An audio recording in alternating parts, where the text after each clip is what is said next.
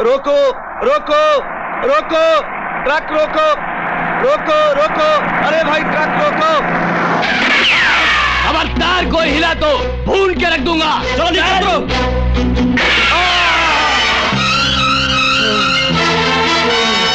माथुर साहब, मैं रिकू बोल रहा हूँ। हुआ क्या? डीके साहब को बॉम्बे जल्दी भेजिएगा। राणा ने हम लोगों का जीना हराम कर रखा है।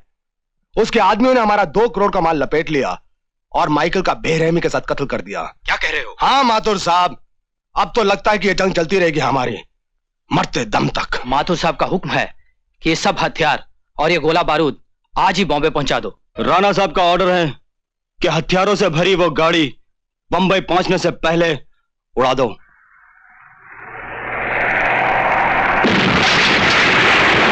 जाना कि जिन आदमियों ने हमारी हथियारों से भरी गाड़ी को उड़ाया है उन्हें खत्म कर दो। सारा का सारा माल आज पहुंच जाना चाहिए, ये राणा साहब का ऑर्डर है। और सुनो, अगर डीके के किसी भी आदमी ने कोई भी बीच में दखलंदाजी की, उसे गोली से उड़ा देना।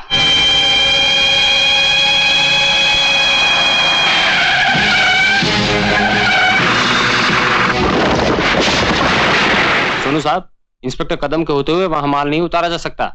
जो हमारे रास्ते में आए उसे खत्म कर दो।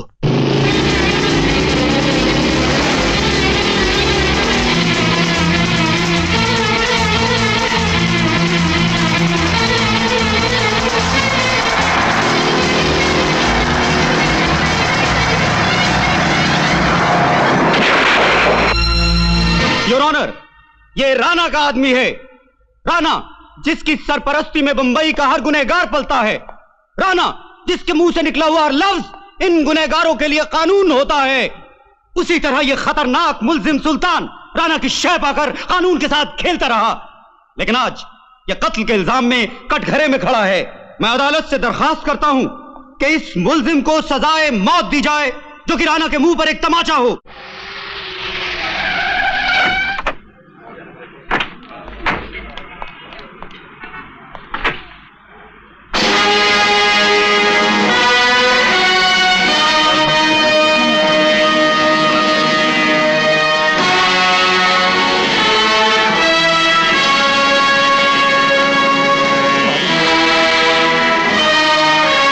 राणा साहब है।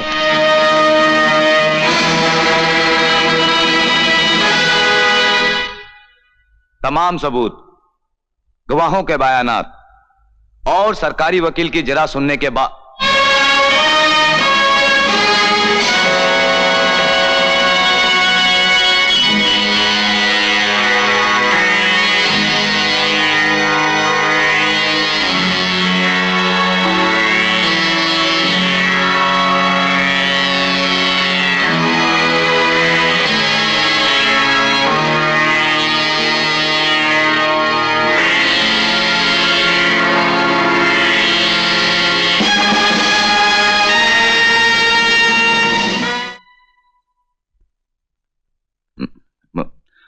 मुल्जिम सुल्तान के खिलाफ जो सबूत मिले हैं वो नाकाफी हैं, जिससे यह साबित होता है कि जगन का कत्ल नहीं हुआ बल्कि उसकी मौत एक एक्सीडेंट थी।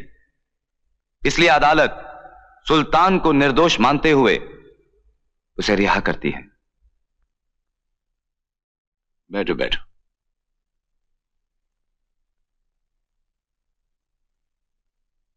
मामला क्या है? मामला तो सिर्फ 25 लाख रुपए का है राणा साहब, लेकिन जो आदमी हजम कर गया है वो है सोनू बदमाश दादा। दादा तो इस दुनिया में सिर्फ 2 हैं, एक ऊपर वाला और दूसरे हम। बोलो बात क्या है? आज से 5 साल पहले सोनू क्लब खोलने के लिए मुझसे 20 लाख रुपए कर्ज ले गया था। सूद मिलाकर आज 25 लाख हो गए। उसके घर और क्लब के कई चक्कर काट चुका हूं, लेकिन लौटाने का नाम ही नहीं लेता।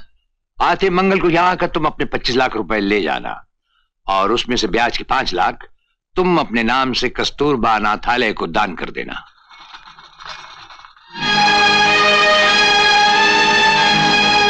सोनू को उठा लाओ। राणा साहब, आप अच्छी तरह जानते हैं कि हमारी डीके से बरसों पुरानी दुश्मनी है। जी हाँ, यही। और हम ये भी जानते हैं कि डीके और उसका दूसरा भाई रिक्कू दोनों एक दूसरे के साथ मिलकर काम करते हैं और उनका तीसरा भाई सोनू अपने भाइयों के बलबूते पर सेठ गोवर्धन दास के 25 लाख रुपए हजम कर गया।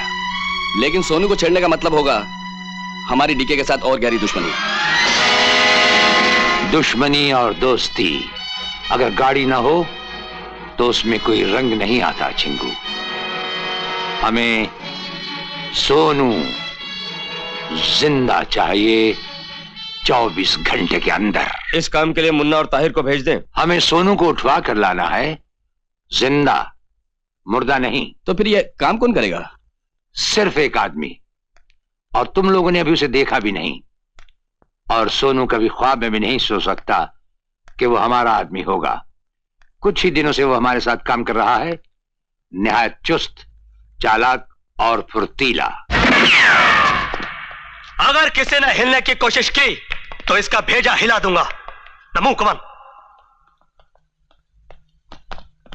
नमो नमो।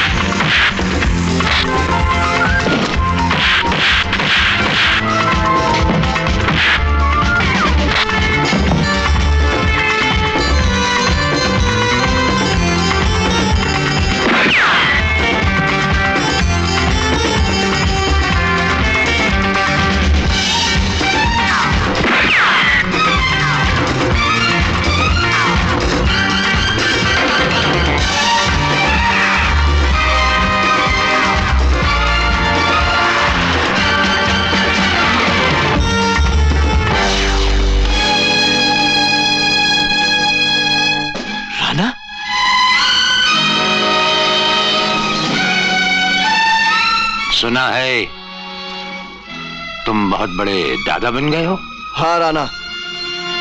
हाँ नहीं कहते, राणा को जी कहते हैं। मुझे पिंजरे में कोई कैद नहीं कर सकता।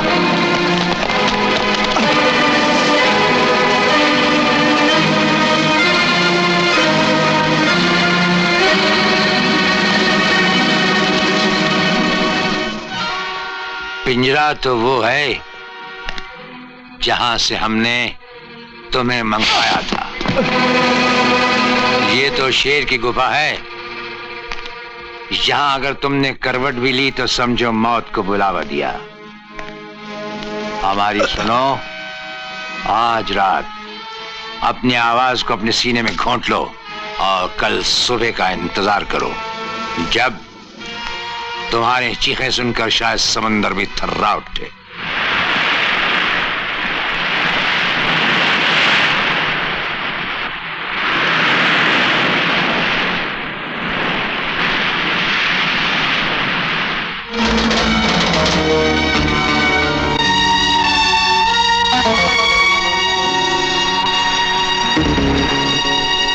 जिसे हम यहां लाते हैं उससे सिर्फ एक बार सवाल पूछते हैं, और सोनू हमारे कान ना नहीं सुन सकते।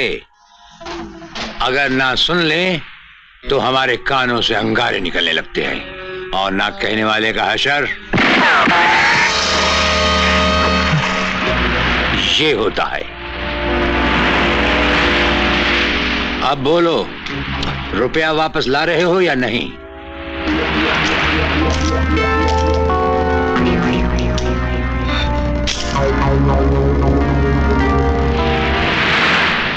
नहीं राणा साहब, मैं आज ही पैसे लौटा दूंगा। आज ही पैसे लौटा दूंगा मैं। खोल दो इसे। ये कुछ रुपए तुम्हारा इनाम। इनाम कैसा? मैंने तो आपका दिया हुआ हुक्म और अपना फर्ज अदा किया है, लेकिन सोनू ने अभी तक। यही ना कि रुपए नहीं भेजे। जी। जा, एक बात और याद रखना, मौत का खौफ आम आदमी की बहुत बड़ी कमजोरी है, और यही खौफ सोनू को रुपया भेजने पर मजबूर कर देगा। सोनू ने रुपए भिजवा दिए राणा साहब।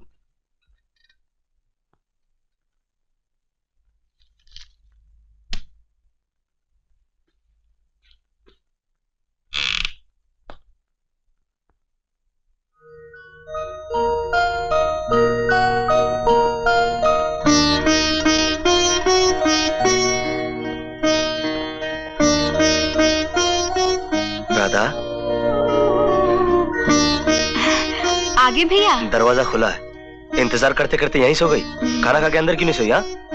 जब तक तुम्हारे हाथों से पहला निवाला ना खा लूं, खाना हलक से नीचे कैसे उतरेगा? अरे मेरी प्यारी बहना, चल तू जल्दी से खाना लगा, मैं फटाफट हाथ मुंह धो करता हूँ। अच्छा।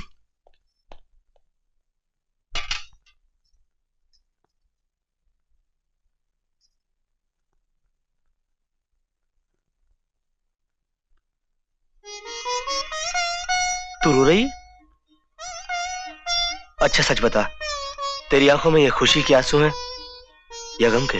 जिस बहन का तुम्हारे जैसा भाई हो, उसे गम कैसे छू सकता है भैया? माँ और बाबूजी का प्यार, बड़े भाई का दुलार जब तुम्हारी आंखों से बरसता है तो ये आंखें खुद ब खुद बहने लगती हैं। देख राधा, अगर इसी तरह से तू मुझे कमजोर बना देगी तो मैं तुझे विदा कैसे करूंगा?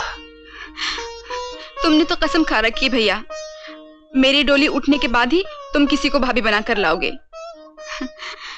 मेरी बात मानो, पहले एक अच्छी सी सुंदर सी भाभी लाओ। रात दिन मेहनत करके रुपए जमा कर रहा हूं। किसके लिए? तेरे लिए ना। और तू मुझसे कहती है कि पहले मैं शादी कर लूं।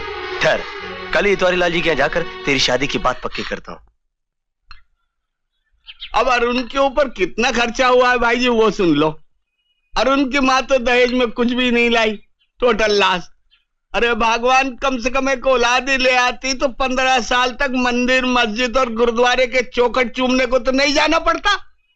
अब जगह जगह जाने में खर्च तो होता ही है, हिसाब लगा के देख लो। अब अरुण कोई म्युनिसिपालिटी के अस्पताल में तो पैदा नहीं हुआ, नर्सिंग होम में, स्पेशल वार्ड में, एयर कंडीशन में पैदा हुआ, हिसाब लगा के देख लो। और अब जब नर्सिंग होम में पैदा हुआ है तो कोई म्युनिसिपालिटी के स्कूल में तो जाएगा नहीं, कन्वेंट में पढ़ा है। और मेडिकल में भर्ती कराते वक्त जो डोनेशन, ओहो हो। देखिए इतवारी लाल जी, मैंने रात दिन कड़ी मेहनत करके 2 लाख रुपए जमा किए हैं। अब आप ये 2 लाख रुपए तो 2 महीने पहले की मार्केट थी भाई जी। 2 लाख रुपए अगर सूद पर दिए होते तो अब तक 3 लाख रुपए हो जाते, हिसाब लगा के देख लो। अब यूं करो कि 1 लाख रुपया और जमा कर लो, फिर देखो अरुण की बारात दरवाजे पे धूम धड़क्के के साथ पहुंची, समझो। हाँ, पर इतवारी लाल जी, 1 लाख रुपया मैं महीने भर में कैसे जमा करूंगा? इतवारी लाल के यहाँ हर काम हिसाब से होता है, और अगर हिसाब लगाना नहीं आता है तो बात खत्म। नहीं इतवारी लाल जी, आप मेरा यकीन कीजिए, मैं 1 महीने में आपको पूरी रकम पहुंचा दूंगा। नमस्ते। जय अगर राणा के लिए काम कर रहा है तो इससे हमें क्या? हमें तो दे ही रहा ना 3 लाख रुपए दहेज में।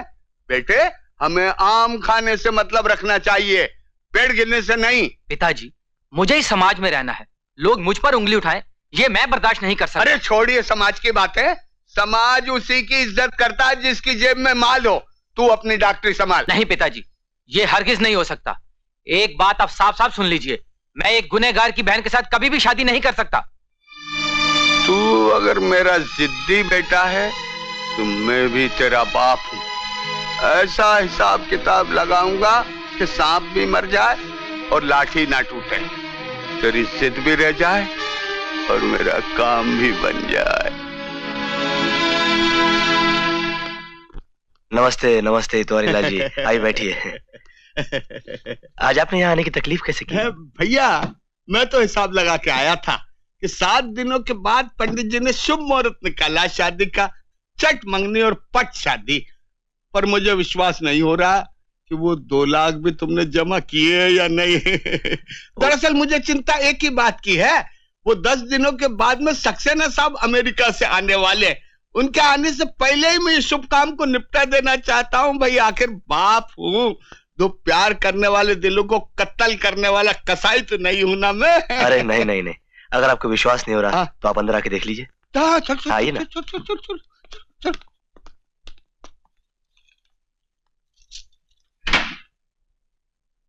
ये देखिए इतवारी लाल जी, पूरे 2 लाख रुपए। वो राधा आई है। अरे सुखी रहो बहू, 7 दिन तक यहाँ का हिसाब किताब और देख लो। 8वें दिन तो हमारे घर में आके राज करना है, सोने के झूले में झूलना है, बस और क्या है। अरे राधा, खड़े खड़े मुंह क्या देख रही है? जल्दी से ज्योति के साथ रसोई में जा और कुछ नाश्ता वाश्ता बना। अच्छा भैया। बहुत अच्छा खाना बनाती है। आइए ना। अरे पंडित जी, वो जो 2-4 जरूरी बातें आप मुझे रास्ते में बता रहे थे ना, वो जय बाबू से जाकर कर लो तुम। आओ बेटा आओ आओ। जा आइए।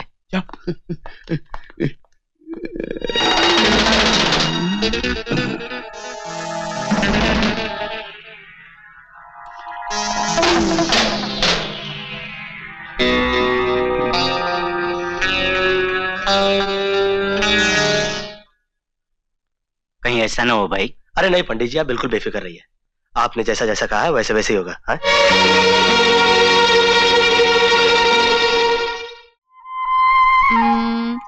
जुग जुग जियो मेरे भैया।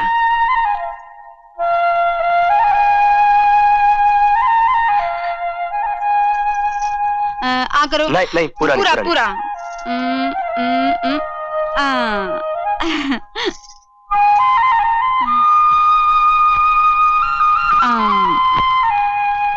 ससुराल जाकर हर साल अपने भैया को राखी बांधने के लिए तू आएगी ना?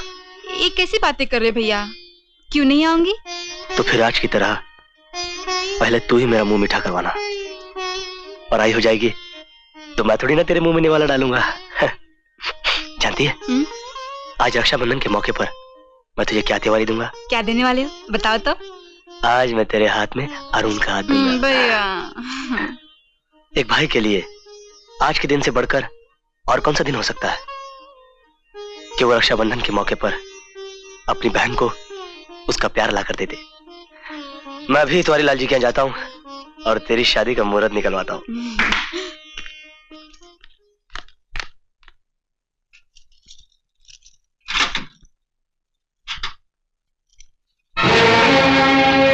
पैसा?